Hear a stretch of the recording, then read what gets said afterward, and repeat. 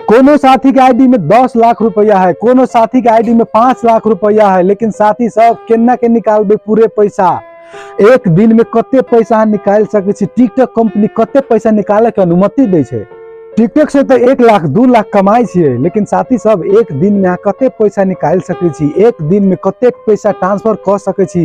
लेकिन एक दिन में ट्रांसफर अनलिमिटेड नहीं कर सके छी। साथी सब टिकटॉक कंपनी के लगे रूल्स बनैने है, एक दिन में कितने पैसा ट्रांसफर कर सके छी। बहुते साथी के पता नहीं भेला के कारण से मैसेज सब आ रहल के कारण से साथी सब आई हम बतावत जा रहल छी, आई हम आके देखावत जा रहल छी कि एक दिन में टिकटॉक से कते पैसा ट्रांसफर कर सके छी।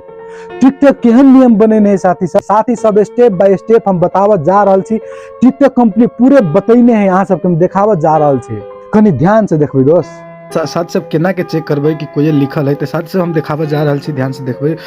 सबसे ऊपर 3 डॉट पर क्लिक करबे और सेटिंग एंड प्राइवेसी में ओके कर देबे साथी सब। के बाद यह देखियो साथ सब बैलेंस के ऑप्शन है, बैलेंस पर ओके कर देबे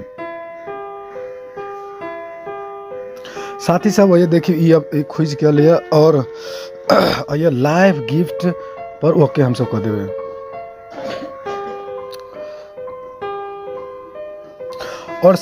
और daily withdraw limit remain total 1000।